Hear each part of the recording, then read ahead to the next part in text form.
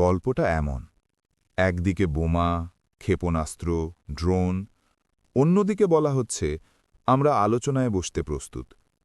তালেবান শুক্রবার বলল হ্যাঁ, কথা বলতে রাজি, কিন্তু তার আগেই কাবুল আর কান্দাহারে বোমা পড়েছে, ধোঁয়া উঠেছে, কয়েক ডজন সেনা মারা গেছে।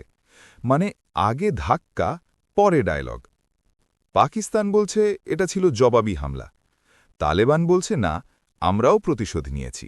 ড্রোন পাঠানো হয়েছে, ড্রোন নামানো হয়েছে, সবাই বলছে কোনো ক্ষতি হয়নি। এমন অবস্থায় মনে হয় যুদ্ধ এখন প্রেস রিলিজ দিয়ে চালানো হয়।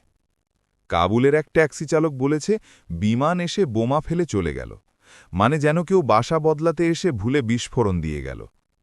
দুই দেশ একসময় বন্ধু ছিল, এখন বলছে খোলা যুদ্ধ, কিন্তু একই সঙ্গে বলছে আমরা সহিংসতা চাই না, আলোচনায় বসি।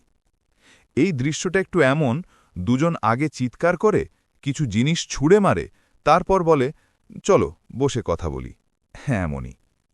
কাতার মাঝখানে এসে বলছে ভাইলা একটু শান্ত হন। সব মিলিয়ে ক্ষেপণাস্ত্র চলছে, বিবৃতি চলছে, ড্রোন উড়ছে, আর সবাই বলছে আমরা তো আসলে শান্তি চাই। এই দুনিয়ায় শান্তির কথাও কখনো কখনো বোমার শব্দ পেরিয়ে আসতে হয়।